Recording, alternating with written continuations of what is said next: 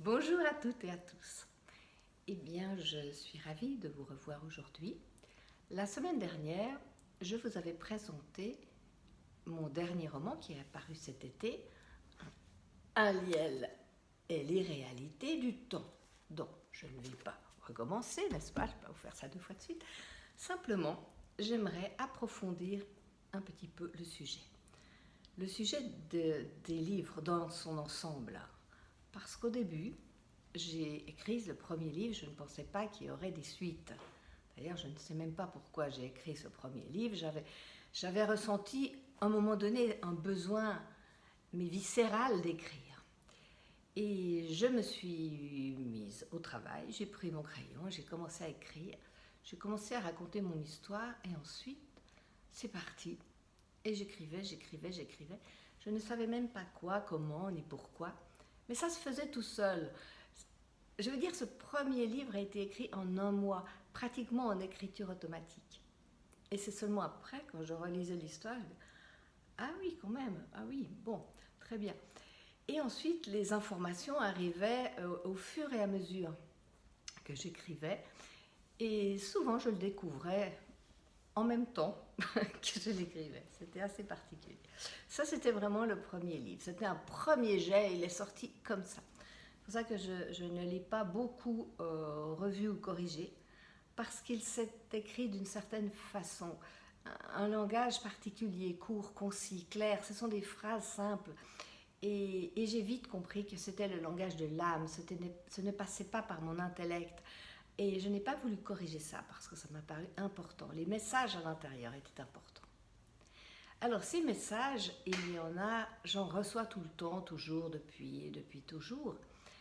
Ce sont des parcelles de mes vies antérieures qui reviennent. Et quand elles montent, dans le premier roman, j'explique qu'Aliel est née avec ses mémoires ouvertes.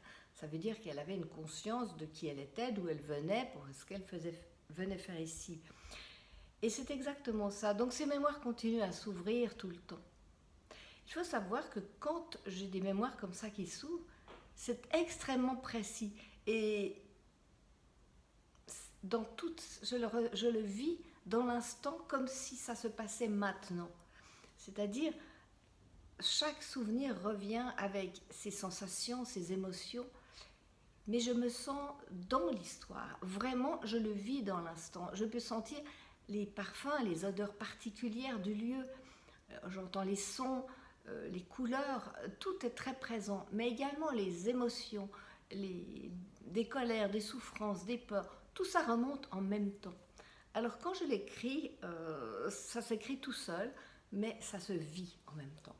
Donc tous les passages où il est question de rêves ou de fenêtres qui s'ouvrent, eh bien, c'est important que vous sachiez que je le vis de cette façon-là, en même temps.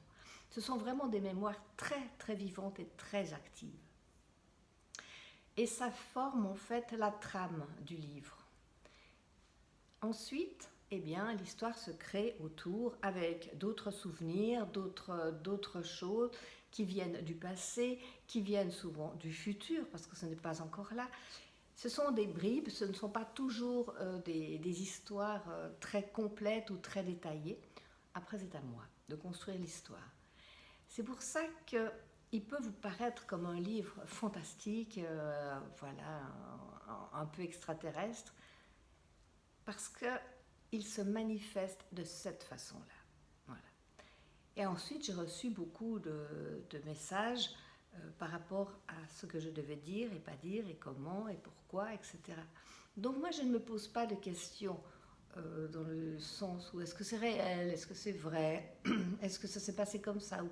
Non, pour moi, c'est une évidence. Voilà. Mais je comprends que quand vous avez le livre entre vos mains, ce n'est pas forcément une évidence pour tout le monde, parce qu'on n'a pas les mêmes vécus, forcément, et tout le monde n'a pas ces fenêtres qui s'ouvrent sans arrêt comme ça. Donc j'ai écrit le premier livre, et ensuite, tout de suite, j'ai dû suivre avec le second. Mais le second, vous pouvez peut-être le sentir à l'écriture, est un peu différent, parce qu'il est beaucoup plus construit. C'est-à-dire, ils ont vécu des choses importantes dans le premier livre, et le deuxième livre est à quelque part une sorte d'intégration de ces expériences et comment ils vont l'emmener dans leur quotidien. En fait, je voulais poser le premier livre avec le deuxième. Ce n'est pas très facile à expliquer parce que ça vient comme ça. Mais c'est pour ça que l'écriture est un peu différente, on me le fait souvent remarquer. Il est peut-être plus léger, plus facile à lire, je ne sais pas. Mais c'est toujours la même chose. En fait, ce sont des enseignements que l'on me donne à transmettre. Pourquoi ? Parce qu'ils sont faits, ils sont construits pour le monde à venir, ces livres. Ce n'est pas forcément quelque chose qui se passe maintenant, tout de suite. Mais c'est le livre du futur. Et il va servir beaucoup plus tard de cheminement pour comprendre ce que l'on vit ou par où on est passé et pourquoi. Alors certaines choses ne sont pas toujours très compréhensibles pour certaines personnes, je peux le comprendre. C'est pour cela que je l'ai fait sous forme de roman, afin que chacun puisse l'accueillir avec son niveau de conscience, comme il a envie. S'il est lu comme un livre, un roman fantastique, eh bien tant mieux. D'abord c'est fantastique, et pourquoi pas.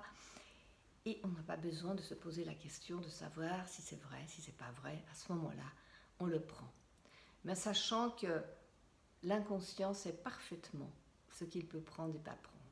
Donc même si le mental met des barrières, ce qui est tout à fait normal, l'inconscient, lui, sait où il va et il sait ce qu'il doit prendre.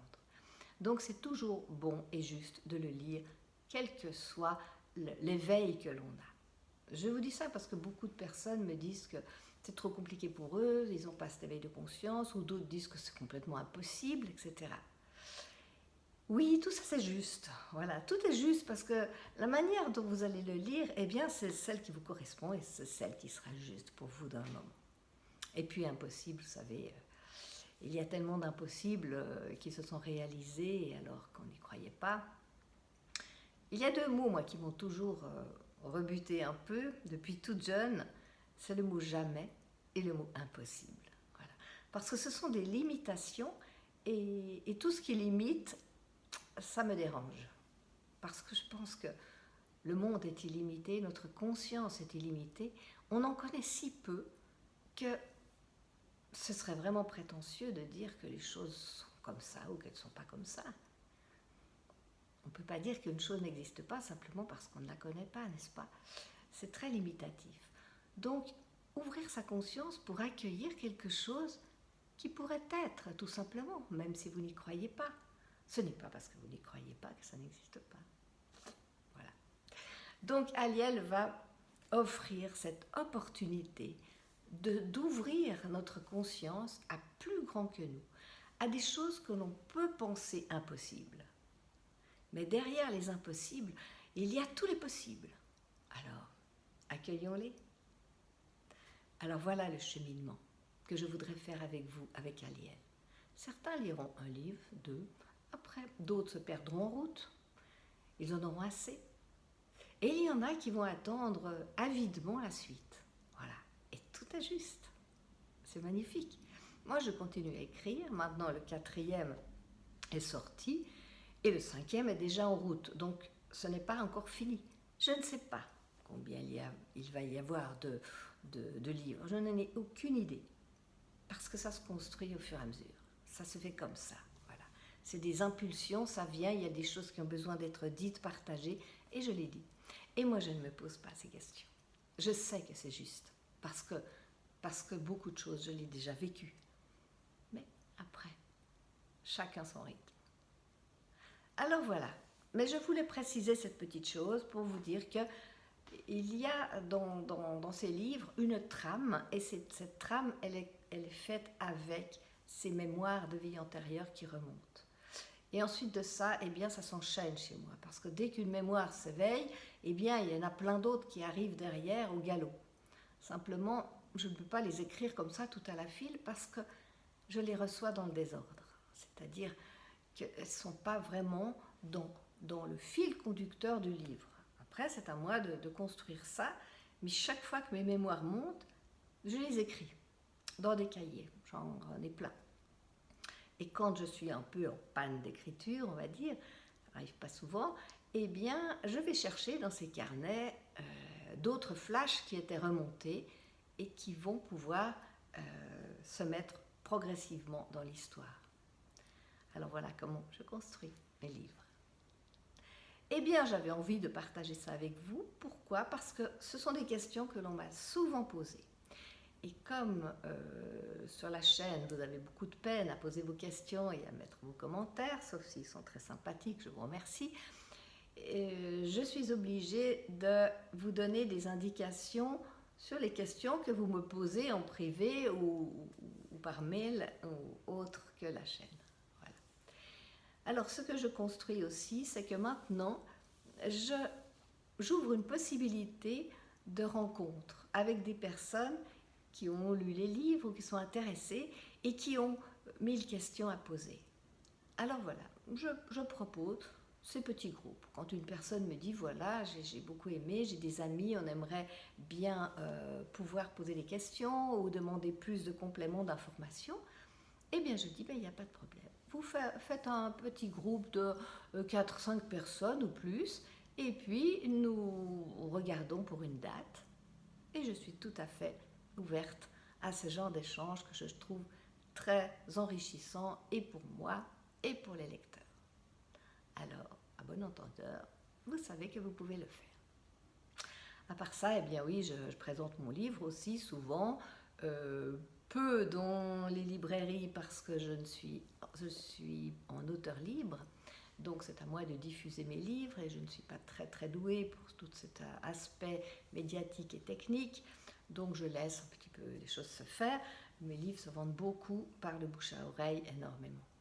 Et ou des présentations comme là, je vous le montre aussi, voilà, puisque la bibliothèque, je ne sais pas si vous voyez, la bibliothèque de Gentot a ouvert le 24 novembre une présentation pour le livre. Ils l'ont déjà fait pour mon premier livre, c'est une bibliothèque qui est extrêmement ouverte à plein d'idées. C'est ce que j'aimerais voir chez tous les bibliothécaires, c'est qu'il y a un intérêt pour la nouveauté, pour les nouveaux auteurs, pour des nouvelles idées, etc. Et vraiment, cette bibliothécaire est particulièrement riche en enseignements. Alors voilà, eh bien, je n'ai pas d'autre chose à vous révéler pour l'instant. Par contre, merci de me donner votre retour. Qu'est-ce que vous avez envie de recevoir à travers Aliel et quelles sont les choses que vous aimeriez développer? Je travaille beaucoup de sujets différents pour emmener ces sujets ailleurs.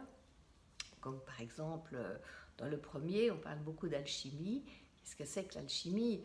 Alors oui, il y a l'alchimie pure et dure, mais finalement, nous sommes tous des alchimistes et notre corps fait de l'alchimie en permanence. Donc, il n'y a pas de choses qui sont restrictives. Vous voyez, on ne peut pas prendre l'aspect culturel de quelque chose et en faire une vérité ou une réalité, parce que tout ça, c'est beaucoup plus grand en réalité. Ce n'est pas restrictif.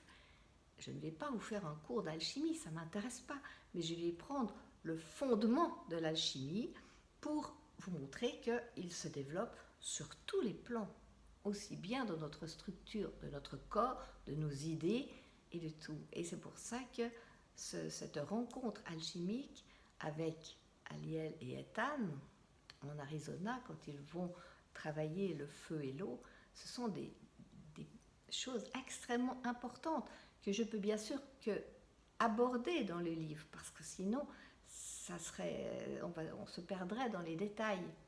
Mais ce sont justement toutes ces choses que l'on peut développer différemment dans les rencontres que l'on peut faire quand je viens parler de mes livres. Voilà, c'est un exemple. Et il y en a plein d'autres, comme vous allez le voir dans le 4, où vraiment il y a toute l'Atlantide. On se retrouve avec des choses qui sont en porte-à-faux avec la mythologie. Et je ne vous parle pas de l'histoire des religions à travers l'Égypte. Donc voilà, toutes ces choses-là peuvent être à quelque part dérangeantes ou même frustrantes parce que j'aborde, mais je ne vais pas en profondeur parce que ce n'est pas le thème du livre, mais que je peux approfondir dans d'autres moments, à d'autres occasions. Alors, je vous remercie de votre écoute et sachez que je suis toujours à votre disposition pour de plus amples renseignements. Merci beaucoup de me suivre sur cette chaîne. Je vous souhaite une excellente semaine. À très bientôt.